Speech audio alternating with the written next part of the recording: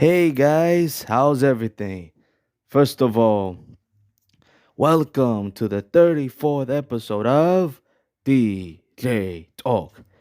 Now, before we get started, I just wanted to drop by and send a shout out to everyone that is going to have a happy and positive month of July, and hope everyone wins as well. And more importantly, happy 4th of July, everybody. So, if you're new to this channel, make sure you like, comment, subscribe, and turn on the bell for notifications and many more to come. And not only that, more surprises to come in my channel. So stay tuned. Can't wait. So, if you guys haven't heard the last episode, I guess you could say it was a happy ending moment, if you know what I mean. So make sure you guys go check that out. And believe me, it is phenomenal to have heard about a happy ending. So, without any further ado, let's get right to it. In today's episode, we're going to be talking about how to. Today, we're going to talk about something different today, if you know what I mean. A different topic, a different um conversation today. Today, we're going to talk about how to motivate the youth, young people, or new generation, whatever you guys want to call it. So the question on everyone's mind is, how do we motivate the young people? Well, the answer to your question is, it's not an easy thing to do. I mean, the youth people or the young people, right, can do things that we may never expect them to do. They're smart, they're intelligent, and they are the future. Not only are they the future of whatever they do, especially when it comes to the, let's say, for example, if it's a sport, let's say the youth are one of the new generations, are the future of basketball or football or baseball or even the business, like the future of the business and all that, and etc. You know what I mean? There's this expression that goes something like this: change is inevitable and can be positive or negative. However, strong desire can bring change in someone's life. So, when it comes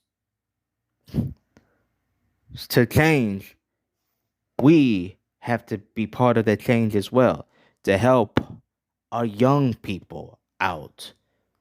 If you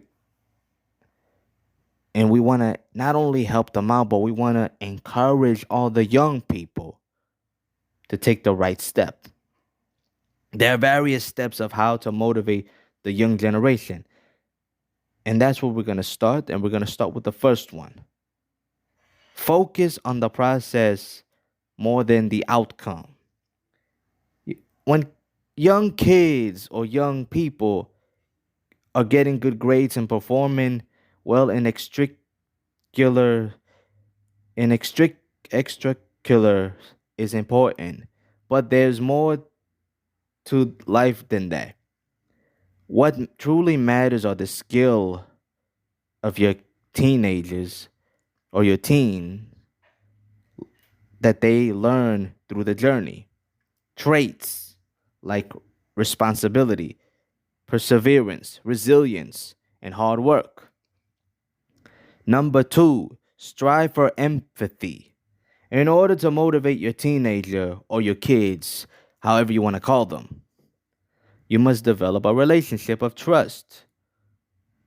And let's say, for example, if you guys are a parent, right, or anything, you want to build a strong bond with your kid or teen, whatever you want to call them, right? You want to start with trust, because at the end, there has to be trust and commitment between one another. A bond is the key, and it's always communication. To do so, strive to empathize your teenagers' emotions, needs, wants, and goals. There are two types of empathy: affective and cognitive. Affect empathy is based in feeling, experiencing an emotional response in regarding in someone else's positions or someone else's situation. Cognitive cognitive empathy is based on facts, objectively understanding the reality of another person's situation. This type of empathy you should strive with your teenager. You want to understand where he or she is coming from. I'm going to use two, like a he or she, not to confuse anybody. It's about male and female teenagers out there, where he or she is coming from, and what roadblocks are keeping him or her from success and motivation. In order to effectively empathize your teen, you need to communicate with him or her. Practice active listening. When your teen talks, listen to what he or she has to say without judgment and offering without offering advice. When it's your turn to speak, simply reiterate what he or she has said in your own words to show you are listening and trying to understand. So, like I said before, communication is the key. And we want to keep that communication and want to avoid trying to build walls and barriers so the teenagers feel like they're not talking to themselves, but they're talking to you. Number three, understand why pressure in a teenager can backfire. And that is something that we got to be careful with when it comes to teenagers and all that and the young people. Sometimes when you feel like you want to pressure them and push them towards their destination, you got to sometimes realize that, you know what? It's best to take a step back and let them do the work themselves. We don't want to be on them like saying, go, go, go. I believe in you. I want you to win. Go, go. You can do it. But like you don't want to feel they don't want to feel like they are being pressured to do something, because if they if you pressure them into doing something, it's just going to backfire. While you may think pressuring your teen to succeed is helpful to ensuring a positive future, this technique often backfires. Teenagers fail to learn how to self motivate and fall behind later in life. Pushing your teenager to succeed and putting a lot of focus on his or her performance, on the both of them performance, in a variety of fields means you serve as the primary motivator for your teen. Your teenager fails to learn how to develop self-motivation, judgment, and anonymous thinking. These are skills your teen will need later in life for success. Also, high pressure can lead to excessive stress. Many teenagers underperform or underachieve due to high stress or anxiety over success. If fear of failure is high, a teen might think it's easier to simply not try at all. Number four, learn what's important to your teenager. Teenagers need to be honor, autonomous to a degree in order to properly motivate. Understand what's important to your teenager and what are their own goals, dreams, and ambition are. Few teenagers are 100% unmotivated and lazy. And not to take a shot at any young people out there. So if you feel like it's offensive and all that, my apologies. And that wasn't meant to, throw shots at anybody. I don't mean to say that, but I'm just trying to, trying to motivate the teens. So I love the teenagers, but just trying to get them on the page, on the same page, if you guys know what I mean. But anyhow, if you think your teenager is underachieving, chances are he or she simply lacks motivation and feels that you value. For example, if you come along line of doctors and your teenagers is pulling a C average in chemistry, you may label him or her as unmotivated. However, look at his or her other grades. Is do is doing well in art, English, history. Maybe chemistry isn't that important to him or her. He or she may be very motivated, just not in the direction you would like. Number 5, set and achieve a major goal. The best way to inspire young people is to be an example for them. What major goals and have you achieved to inspire them to achieve? Lead by example. If you want your kids, if you need to finish a college degree program, finish it. If you need to pay off debit, pay it off. If you need to quit smoking, quit. If you have a major life goal, achieve it. Show the young people around you that if you can do it, so can they. Number 6, make a positive change in your life. Leading by example to inspire young people means making positive changes in your life. Here are 5 ideas, things you can do to make positive changes. Quit exercise daily, quit smoking, declutter your home, read daily, spend more time with your family. The positive changes you make in your life will make an impact and inspire young people around you to do the same in their lives. Be that positive source of inspiration for others. Choose 1 or 2 ways you can make a change to better yourself and persist with those changes. Number 7, pass down information. Teach valuable information. Teach the kids around you what you know. Do you have a special skill? Have you learned things in the course of your life that you like to pass down? Teach others while inspiring them. Here are some example of things you can teach to inspire. Car fixing skills, knitting, sewing, crocheting, painting, drawing, sketching, digital skills like editing, cleaning, organizing, sorting, and most importantly, cooking. Number 8, get them involved. Parents make all the decision for their children.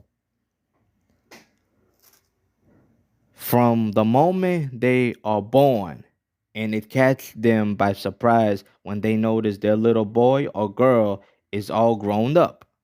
It's a difficult adjustment for a parent to make, but acknowledging a teenager's maturity by asking them to what they think will get them involved in the process. You are also letting them know that their thoughts have value and their opinions count. The age old problem of getting teenagers to do homework comes to mind. The fallback strategy for many parents is to nag, remove privileges, and threaten them with grounding or punishing, whatever you guys want to call it. Instead, ask them what it would take to get them to do their homework. Once teenagers feel like they have control, they are much they are much more likely to knuckle down and get the work done. And last but not least, number 9, show them love. Always show your love and appreciation for your teenager. If you only show them love when they do well. Your teenager may get the impression that you will like them more if they do well and less when they fall short. When teenagers slip into this mindset, their self esteem can suffer because they think they need to earn love and acceptance. Your love needs to be unconditional and without conditions. So you see, when it comes to helping the young generation, you want to lead them into the right direction. Let me tell you guys a story about how, at a young age, I was unmotivated until I realized that I needed to be motivated. When I was 18 years of age, somewhere around there, I was getting ready for a road test. Somewhere neither in between, let's say April or May of the same year back 11 years ago. I was going in there knowing, I was going into the road test thinking that, oh, I got this in the bag. And after that, I failed the road test on the first try. Why did I fail on the first try? I'm going to tell you why. I was unmotivated, I was overconfident, and I was being arrogant. I'm not ashamed to say it, but basically, I had to learn a few more about that. So I guess it was a lesson learned for me. And then there was an old saying, you fall off your horse, you get back on that horse. When I turned 19 years of age, I was practicing driving, even though I messed up, but I wasn't going to give up. I was going to give it my all. I was going to do my best. And then when the day came, when the big day came, that's when I realized, you know what? I think I'm ready. I am most certainly ready. I'm not going to go through what I went through the last time. I'm going to go through it in a different mentality. Before I was before I was about to get picked up from the house that I used to live in by my driving instructor, and shout out to my driver instructor and thank you. Wherever you are, thank you. I was saying a prayer and hoping that everything that I practiced on my driving will pay off. Before she dropped me off the road test site, she gave me her ring for a good luck charm. And believe me, I wish I was kidding, but it actually did happen. She actually did give me the ring for good luck, on the road test. Meanwhile, the man that was in charge of the road test came into the car that my driving instructor drove in, even though the car belonged to her. She would use it to pick up students that were trying to learn how to drive and get the driver's license. And I was driving little by little, taking turns and then going like he would give me directions. He would tell me to take a turn right here, and he would say take a left, and I would take a left, and he would say go straight, and I would go straight. And if he says stay on the path, I stay on the path. And after I was done with the road test, I came back driving, and he would tell me this. He would say, when your name is called, come pick up your license. And after that, I was overwhelmed with happiness and filled with joy after what just happened. Man, it was like, man, I was so thankful about that day. Like you have no idea how thankful I was. And just like the old saying goes, hard work pays off. Yes, indeed. Just like in karate, I had to be motivated and fired up for the opportunity. And the road test, I had to be motivated and fired up for what is going to happen. And just like my brother would say, be aggressive and go hard. He told me that at the young age. So, to all my young people out there, I would like to say is youth, be motivated, be driven, fire yourself up, be aggressive, stay focused, and come out the victor and come out as a winner. So, thank you guys for tuning in and hope you guys enjoyed this episode. But most importantly, to all my young people out there, I hope it motivated you and I hope it touched your heart. So stay tuned for the next episode of DJ Talk. Peace out. And remember, stay motivated, stay positive, stay focused, and make an impact. Peace out. And once again, happy 4th of July, everybody.